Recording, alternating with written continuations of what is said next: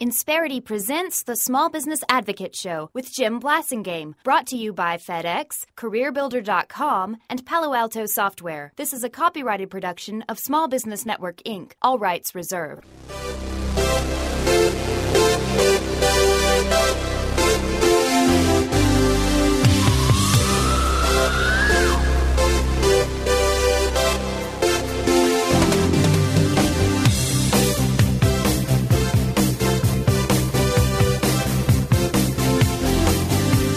We're back. It's 12 after the hour. Thank you very much for hanging out with me. I'm Jim Blasingame, and you're listening to the Small Business Advocate Show, and I'm glad you're here. I'm glad Katherine Crowley's here, too. Katherine Crowley is an outstanding member of our Brain Trust now for several years. She's the co-author of Working for You Isn't Working for Me. She's an expert on what's going on in the workplace, and she's here to talk to us about that. Katherine, welcome back to the show. Thank you, Jim. It's a pleasure to be here. It's always a pleasure to have you back. Katherine, you know, one of the things that I've talked about quite a bit on the show myself, as well as with experts like you, is how the workplace has changed since 2008, and all the new dynamics that have popped up, and the new relationships really have been built. Real old relationships, many of the old ones, basically morphed into something else, and that's from a standpoint of between people like you and me, and then there's the issue of each one of us having more to do, expecting our bosses or our customers or whatever are expecting more of us, and paying us less, and so we're all, the new normal is a little tense right now, isn't it? It is. The new normal is very stressful. I think that would be one word to use for it. We actually just finished giving a workshop on this topic, which is why I wanted to, bat it around with you, because I think it is so much part of our reality now, and I don't think it's going away anytime soon. What? Well, do you think that? Why do you think that? Why? I mean, do you think that people who people are out there lamenting for, feeling nostalgic for 2006, 2007, hoping that those days will come back?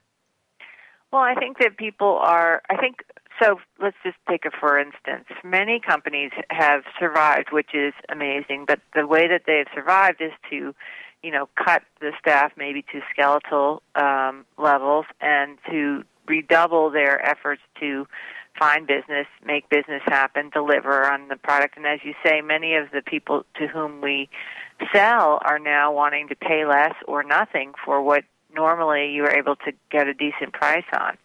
So these are, so here we are working very hard with probably half the resources, twice the workload, and that I don't think is going to change, because in fact what the people who are buying, say, from small business owners are realizing is that they can get it. They can get away with it, so to speak. And I don't mean that in a harsh sense. I just think that it's probably in reaction to the retraction that happened after, very fluid spending for many, many years. Well, we all know that when things are good, as things improve and the tide floats all boats, we all know that companies overhire probably, and they get a little bit sloppy.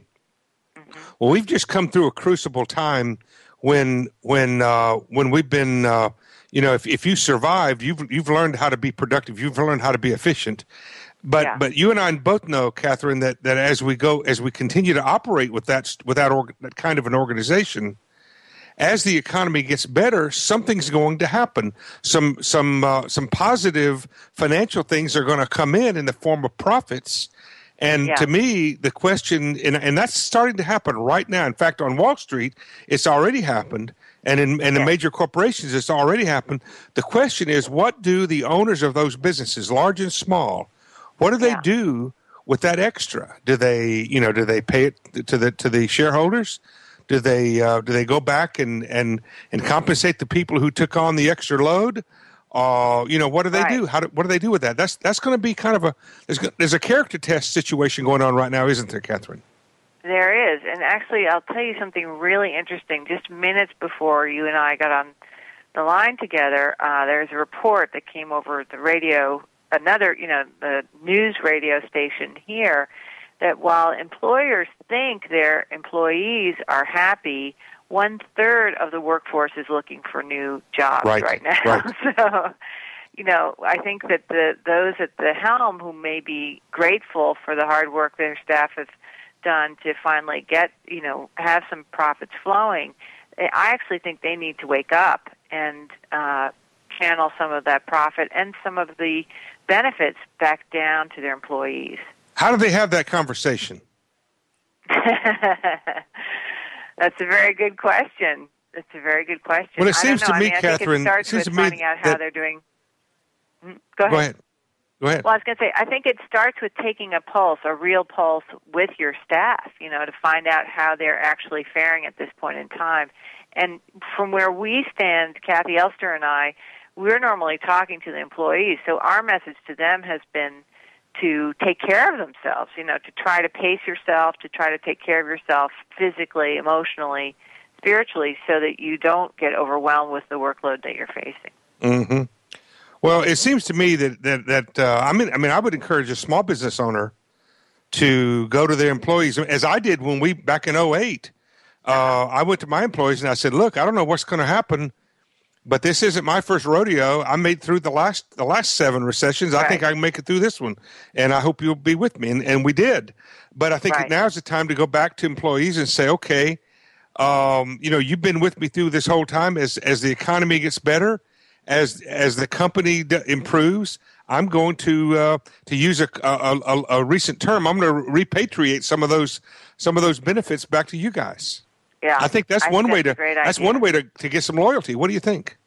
I think that's a great idea, Jim, and it's interesting because both of those examples are about keeping the communication open, right? So because staff know when the company is making more money. They may not know the exact dollars and cents, but they have a very good sense of when it's no longer ebbing and you're flowing again.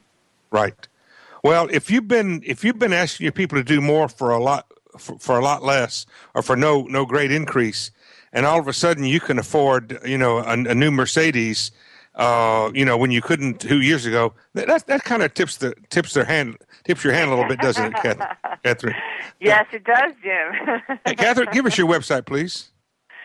www.ksquaredenterprises.com. There you go. Check it out, folks. The book that she and Kathy Elster wrote, "Working for You Isn't Working for Me," is available wherever books are sold. And by the way, Kathy, as we go out, folks, if the big guys, the big boxes, if they don't do what we were just talking about, then we might be able to pick off some pretty sharp employees leaving those organizations. Right. We'll take a quick break. When we come back, we're going to talk about women competing with women. How about that? After these messages, stay with us. Insperity presents the Small Business Advocate Show with Jim Blasingame, brought to you by FedEx, CareerBuilder.com, and Palo Alto Software. This is a copyrighted production of Small Business Network, Inc., intended for the private use of our audience. Except as otherwise provided by copyright law, all other copying, redistribution, or publication without prior written consent is prohibited. All rights reserved. Prohibited. All rights reserved. Prohibited. All rights